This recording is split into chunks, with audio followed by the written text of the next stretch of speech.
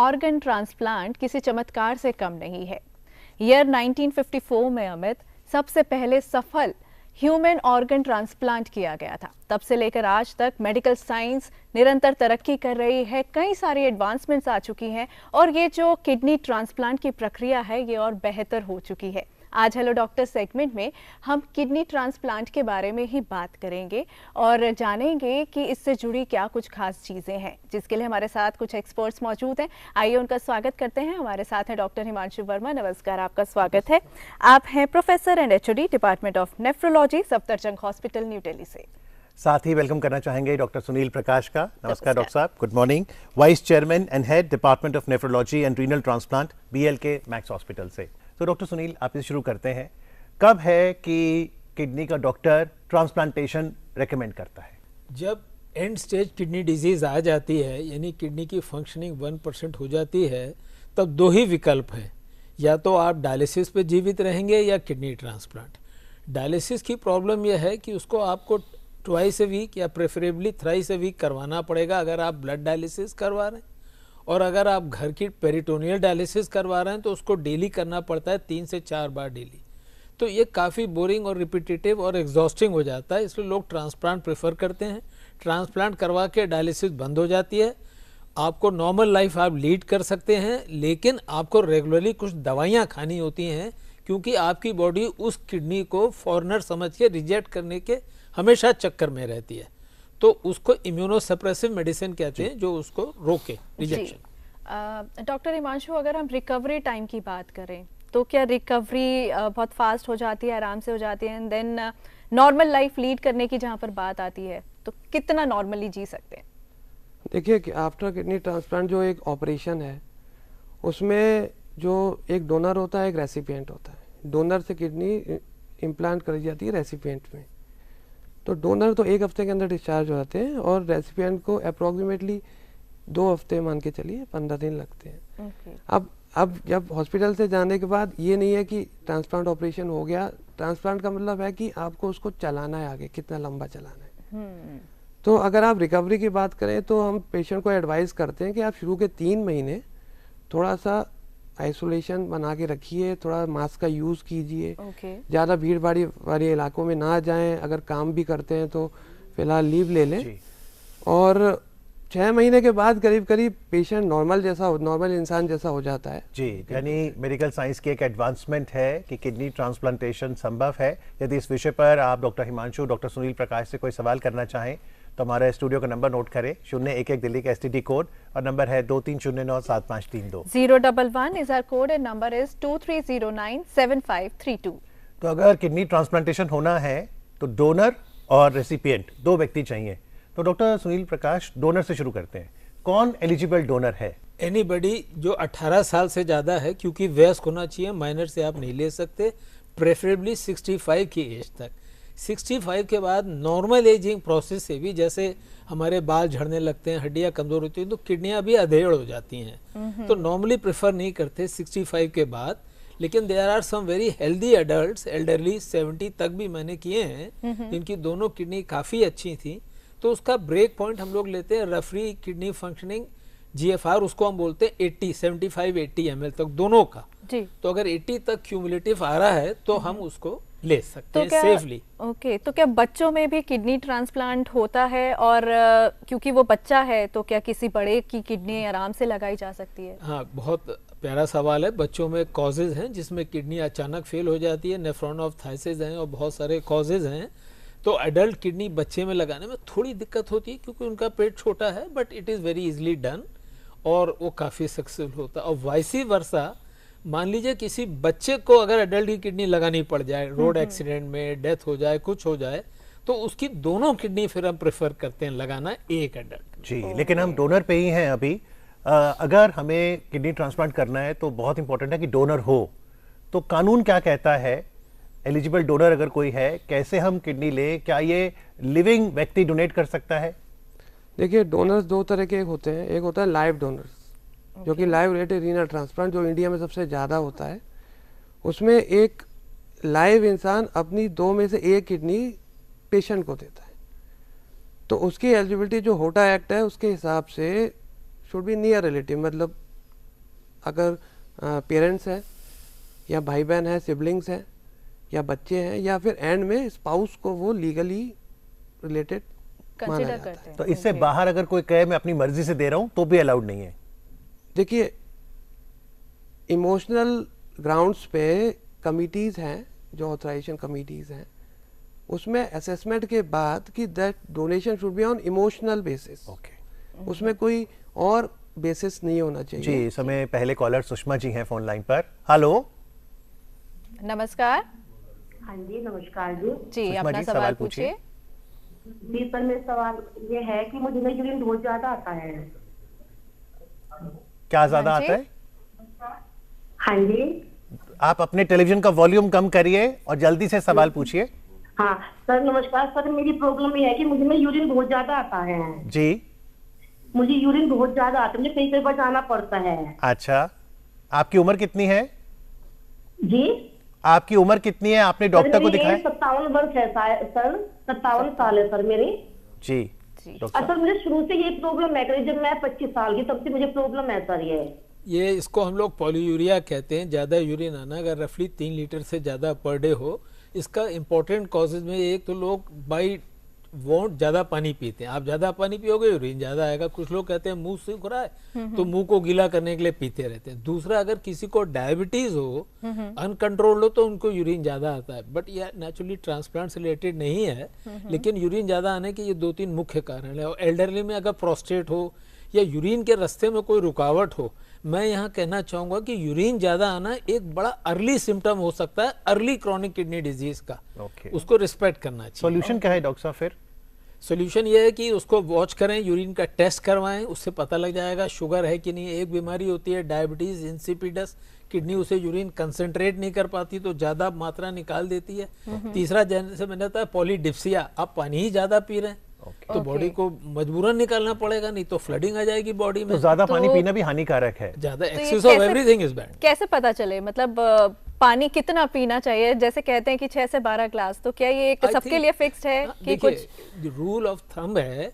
लेकिन आप सोचो ना, कोई लेबरर बाहर सन में दिल्ली की जून में काम कर रहा है और हम आप एसी में बैठे हैं, तो हमारी वाटर रिक्वायरमेंट तो कभी इक्वल नहीं होगी। ओके। तो हमारा फिजिकल वर्क हम कितना कर रहे हैं, हमारा हीट एक्सपोजर कितना है, जी। कितनी ह्यूमिडिटी में हम काम कर रहे हैं, हमारा बॉडी मास कितना है। जी। 70 किलो के आदमी को ज्यादा पानी चाहिए, 50 के रफली 2 से 2.5 लीटर, 8 ग्लास जी। पानी is a good amount. Doctor Himanshu, donor और रेसिपिएंट की हम बात कर रहे थे। अगर अब हमें डोनर मिल भी गया तो ब्लड ग्रुप क्या मैच कराना जरूरी है?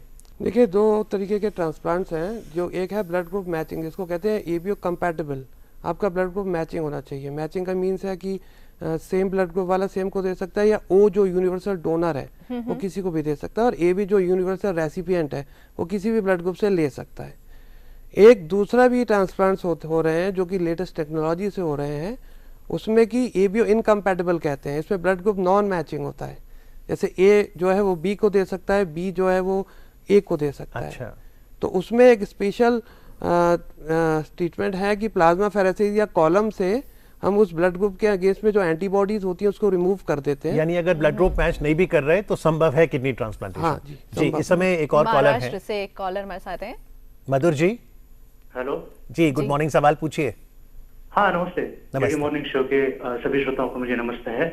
मेरा प्रश्न ये है कि शरीर के लिए पानी पीना बहुत अच्छा कारीगर हम मानते हैं, लेकिन अगर अतिरिक्त पानी अगर हम पिए तो किडनी पर उसका कोई कष्ट होता है या कोई परेशानी होती है क्या? ये मेरा सवाल है। जी, ये और डॉक्टर दूसरा सुनील मेरा ये प्रकाश ने आपसे सवाल है कि जी किडनी के उत्तम संचालन के लिए आप क्या सुझाव देना चाहेंगे? जी डॉक्टर साहब। मेरा एक फॉर्मूला है, उसको मैं कहता हूँ avoid 7S। Number 1S is excess sugar. Sugar ज़्यादा लोगे फ्रेंड्स। सॉल्ट और शुगर मॉडर्न ज़माने के ओपीएम है, ये वाइट पॉइजन है। ज़्यादा शुगर लोगे डायबिटीज, ज़्यादा इसमें सॉल्ट शुगर में लोगे आप बीपी। फलों के फ्रक्टोज को भी काउंट नहीं, कर मैं रहे हैं? रिफाइंड शुगर की बात, artificial sugar. White White sugar sugar। जो आपकी चाय में पड़ी है। सो ज़्यादा सॉल्ट लोगे हाई ब्लड प्रेशर होगा। तीसरा एस है स्ट्रेस। आज हम लोग स्ट्रेस से मर रहे हैं। चौथा एस है स्लीप लैक।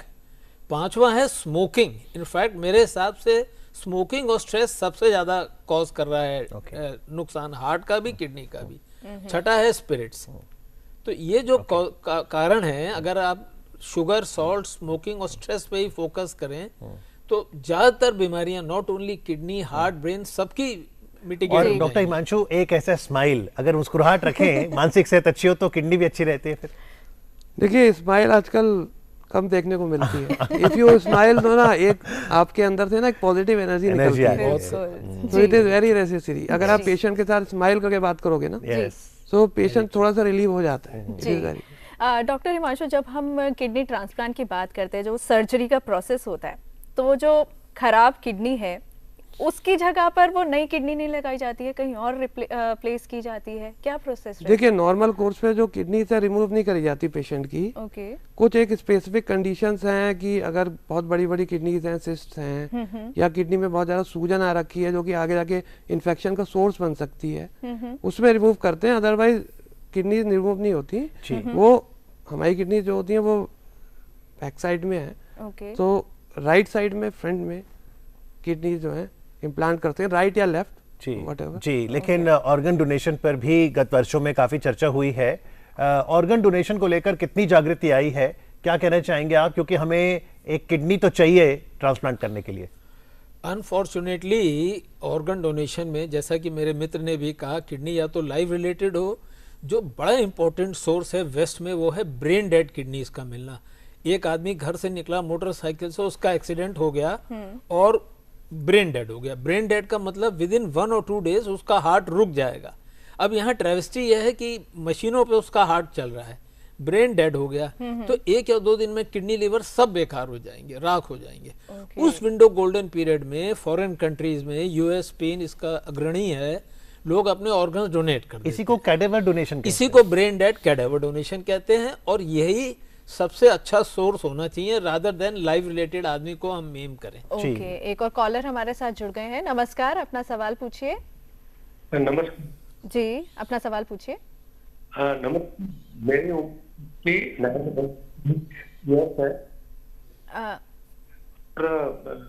मुझे स्लिप डिस्क का प्रॉब्लम है। ओके तो डॉक्टर ने मुझे बताया था कि स्लिप डिस्क अगर लंबे टाइम तक रहता है तो किडनी को भी इफेक्ट रहता है, किडनी काम करनी जी, लंबे टाइम में शुक्रिया खराब डॉक्टर हो जाती साहब। है। स्लिप डिस्क का असर क्या किडनी हेल्थ पर पड़ता है?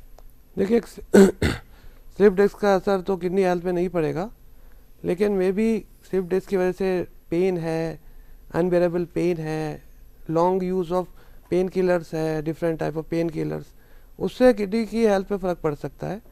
But as such slip disc kidney dysfunction का कॉज नहीं है। जी, तो ट्रांसप्लांटेशन में एक तो हमने लाइव रिलेटेड लोगों से किडनी की बात की, एक आपने कहा वेस्ट का जो एक कल्चर है कैडेवर, उसको प्रोत्साहित करें।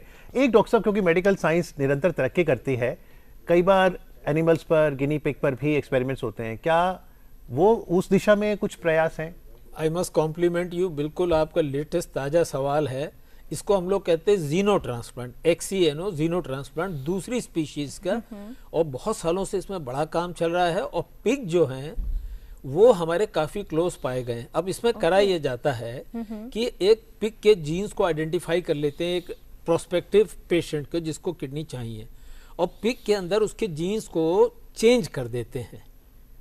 तो पहले एक जीन चेंज करते थे, अभी मैं आपको बताऊं परसों ही न्यूज़ आई है, 1 महीना पहले न्यूयॉर्क में एक लेडी का ट्रांसप्लांट हुआ और वो आज 30 दिन पूरे हो गए हैं, वो घर चली गई हैं, उनको पिग की किडनी लगी है। अच्छा। ये तीसरा ट्रांसप्लांट है, पहले 2 ट्रांसप्लांट 2-2 महीने जिए, अब ये घर चली गई हैं। ये हम लोगों के लिए जिसे कहना चाहिए होली ग्रेल होगी। ओके होली ग्रेल होगी। आप सोचो ना, ऑर्गन शॉर्टेज ही खत्म हो जाएगी, पिग के लिवर, किडनी, हार्ट सब मिलने लगेंगे। तो उसको वो बायोलॉजिकली पिग को वो किया जाता है, रियर किया जाता है सेफ एनवायरनमेंट में, क्योंकि वो थोड़ा गंदे भी रहते हैं ना, ताकि उनकी बीमारियां जिसको जूनोटिक डिजीज कहते हैं रिसिपिएंट को ना मिल जाए। और पिग की बीमारी जीन्स चेंज की जाती है। जीन चेंज की जाती है। इस पर्टिकुलर केस में 10 जीन्स उन्होंने चेंज करी पिग की, ओके और पिग की जीन्स को मॉडिफाई करके ह्यूमन जीन्स निकाली, पिग में ट्रांसफर कर दी, फिर उसकी किडनी को ग्रो किया। उस पिग को मतलब बचपन में जायगोट में उसको लगा दिया। वो पिग जब बड़ा हुआ, किडनी बड़ी हो गई उसकी, तब निकाल के उन्होंने इस लेडी को लगाई है। 53 ईयर ओल्ड की लेडी है। ओके इसने बहुत साल पहले अपनी माँ को एक किडनी दी थी। फिर प्रेगनेंसी के दौरान इसका बड़ा इंटरेस्टिंग केस है, इसकी किडनी खराब हो गई और आज 1 महीना हो गया है। तो हम लोग बड़ा अपबीट हैं, इसको जीनो ट्रांसप्लांट कहते हैं। This is for us holy grail of medicine. तो इसमें इम्यून सिस्टम का क्या रोल रहता है? बहुत इंपॉर्टेंट रोल है। जब आपके आंख में एक छोटा सा बजरी पड़ जाए, आपको चैन नहीं पड़ती, वो भी फॉरेन बॉडी में लग जाए तो बॉडी बिल्कुल बौखला जाती है, इम्यून सिस्टम बिल्कुल बौखला जाता है। तो उसको टेम करना पड़ता है। जैसे आप जंगली घोड़े को टेम करके उस पर राइड करते हो, सिमिलरली इम्यून सिस्टम को दबा के मरीज जो है सक्सेसफुली जीता है। उसके लिए स्ट्रॉन्ग मेडिसिन दी जाती हैं और बैलेंस किया जाता है। एक तरफ स्ट्रॉन्ग मेडिसिन से आपको इम्यून सिस्टम को दबा रहे हैं और दूसरी इम्यून सिस्टम के दबने से आपको कोई अनवांटेड इन्फेक्शंस ना हो। चांसेस ज्यादा रहेंगे इन्फेक्शंस के। तो जैसे मेरे मित्र ने बताया कि ओवर क्राउडिंग से बचो, ये सब बचो। इन नटशेल रेगुलर दवाई इन्हें खानी है, but they can lead normal life. But doctor Himanshu, हम जब 10th क्लास में थे तो लाइफ प्रोसेसेस चैप्टर में एक्सक्रीटरी सिस्टम में हमने वो डायग्राम बनाया था किडनी का। तो 2 किडनी बीन शेप्ड और फिर 2 यूरेटर, यूरिनरी ब्लैडर, यूरेथ्रा। जब हम ट्रांसप्लांट करते हैं तो सिर्फ किडनी या फिर यूरेटर वगैरह बाकी सब भी?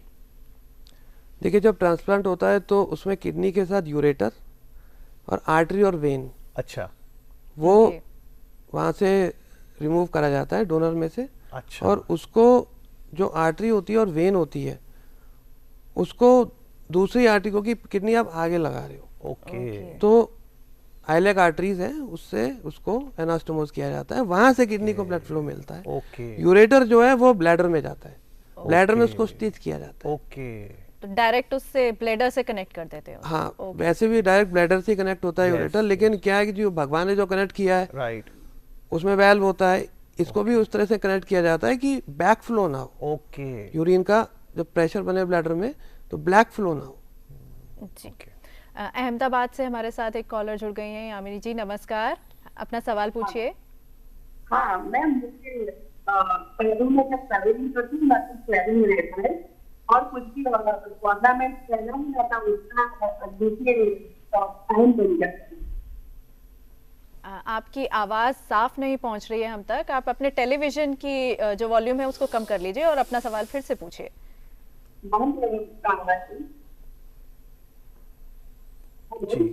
जी जी जी, शुक्रिया। जो हम थोड़ा समझ पाए डॉक्टर सुनील प्रकाश, ये एक्सरसाइज वगैरह भी करती हैं, लेकिन ये पैरों में स्वेलिंग है, क्या पैरों की स्वेलिंग किडनी हेल्थ से रिलेटेड है? बिल्कुल रिलेटेड है, लेकिन इन्होंने ये क्लैरिफाई नहीं किया कि स्वेलिंग कहाँ है। जो किडनी की स्वेलिंग है वो पैरों पे एकदम नीचे से आएगी और आंखों के नीचे आएगी। नीचे मतलब तलवों में कह रहे हैं आप? उंगलियों से लेके फिर यूं स्प्रेड करेगी। ओके। और ये अगर स्वेलिंग काफ्स की बात कर रहे हैं तो हो सकता है ये मसल इंजरी या मसल पेन की वजह से हो। काफ की स्वेलिंग का किडनी हेल्थ से लेना देना नहीं है, वैसे उससे रिलेटेड नीचे नहीं वाला है। लेकिन स्वेलिंग जो आती है इसको हम पीडल एडिमा कहते हैं। सिंपलिस्टिकली इसका मतलब ये है कि आपकी बॉडी में नमक और पानी ज्यादा है। ओके। तो नमक और पानी ज्यादा होने के 3-4 प्रमुख कारण हैं। उनमें एक किडनी फेलियर और एक होता है नेफ्रोटिक सिंड्रोम, जिसमें प्रोटीन निकलने से खून पतला होकर पानी बनने लगता है। तीसरा हार्ट फेलियर, हार्ट जब फेल होने लगता है तो ब्लड पंप नहीं कर पाता, पानी जुड़ने लगता है। चौथा लिवर फेलियर। ये इंपॉर्टेंट 4-5 कारण है पैरों पे सूजन आने के। जी डॉक्टर हिमांशु, जब किसी का किडनी ट्रांसप्लांट होता है तो कब है जब हम कहते हैं कि ये ट्रांसप्लांट फेल हो गया है, और उस कंडीशन में फिर क्या किया जाएगा? देखिए, किडनी ट्रांसप्लांट होने के बाद उसे बहुत क्लोजली मॉनिटर करना पड़ता है। उसमें जो आपकी इम्यूनो सप्रेशन दवाइयाँ चल रही हैं उसके लेवल्स आपको मॉनिटर करने हैं। कोई पेशेंट को इन्फेक्शन ना हो जाए, जैसे सर ने बताया कि भाई इम्यूनिटी डाउन है तो उसकी वजह से इन्फेक्शन का रिस्क बढ़ता है। उसके बाद भी पेशेंट को सबसे इम्पोर्टेंट है कि पेशेंट को दवाई रेगुलर लेनी है, पेशेंट को दवाई की डोज मिस नहीं करनी। और एक पेशेंट में मल्टीपल किडनी ट्रांसप्लांट भी संभव है? हाँ, एक बार अगर ट्रांसप्लांट आपका किसी वजह से फेल होता है, जिसका कारण होता है रिजेक्शन या इन्फेक्शन हुआ, या क्रोनिकली एक किडनी ट्रांसप्लांट की लाइफ है 13 से 14 साल एवरेज। अच्छा। तो उसके बाद आप रीट्रांसप्लांट कर सकते हैं जी, लेकिन उसमें देखना पड़ता है क्योंकि बॉडी जो ज्यादा इम्यूनोजेनिक हो जाती है, जी, रिजेक्शन का रेट और ज्यादा बढ़ जाते हैं, जी, तो आपको मॉनिटर करना पड़ेगा। लेकिन मल्टीपल किडनी ट्रांसप्लांटेशन एक संभावना है। डॉक्टर साहब, एक डोमिनो ट्रांसप्लांट भी सुनते हैं, हालांकि विदेशी कॉन्सेप्ट है, इसके प्रति क्या जागृति ये रखें? ऐसा है कि जैसे एक पेशेंट का ब्लड ग्रुप ए है, उसकी वाइफ का या उसके डोनर का बी है, तो हम बी को ए में लगा तो सकते हैं, लेकिन उसके लिए हमें इतनी इम्यूनिटी कम करनी पड़ेगी, प्लाज्मा फेरेसिस करनी पड़ेगी कि पेशेंट थोड़ा अधमरा जैसा हो जाता है। अब इमेजिन करिए एक और सिनेरियो, दूसरा ग्रुप है वो रिवर्स है, जैसे आपका भी है, इनका भी है, मेरा ये है, इनका ये है, तो आपके स्पाउस ने मुझे दे दिया, मेरे स्पाउस ने इनको दे दिया। यानी आप ये यानी तो आप हो 3 गया, लोग आ गए बीच में। नहीं 2 पेयर आए, 4 पेयर लोग आ गए, आए, 4 लोग आ गए। ये तो हुआ पेयर्ड किडनी, पेयर कर लिया ना हमने, आपने मुझे दिया, इन्होंने आपको दिया, आपने इनको दिया। अब क्या हुआ, यूएस में वेटिंग लिस्ट होती है ऑर्गन डोनेशन की, ब्रेन डेड की, तो वेटिंग लिस्ट में वो सब टाइप करके रखते हैं आपके HLA। पीछे से मानो 2-3 कपिल और जुड़ गए, ए ने बी को दिया, सी ने डी को दिया, डी ने ई को दिया, एफ ने जी को दिया, जी ने एच को दिया, तो 62 तक ये चेन बनी है। रिकॉर्ड है, वर्ल्ड रिकॉर्ड है। ऑन एन एवरेज 3-4 पेयर्स अगर जुड़ जाएं, फैमिली जुड़ जाए, तो ये डोमिनो पेयर्ड किडनी का। जी डॉक्टर साहब, चलते चलते ना डायलिसिस की जरूरत पड़े ना ट्रांसप्लांट की, क्या हम रोजमर्रा जिंदगी में करें कि किडनी हमारी स्वस्थ रहे? सर तो बता चुके हैं, लेकिन ये है कि आप एक तो सबसे इम्पोर्टेंट है कि आपको अपना लाइफस्टाइल मॉडिफाई करना है। उसमें यह है कि आपको अपना वेट कंट्रोल करना है, ठीक है, और समय पे खाना खाना है। एटलीस्ट एक बार आपको घर का खाना जरूर खाना है दिन में एक बार, सबसे जरूरी बात। सबसे जरूरी एक्सरसाइज करनी है दिन में जो है 30 से 40 मिनट, उसमें वॉक करो या योगा करो या हल्का फुल्का आप जिम भी जा सकते हैं।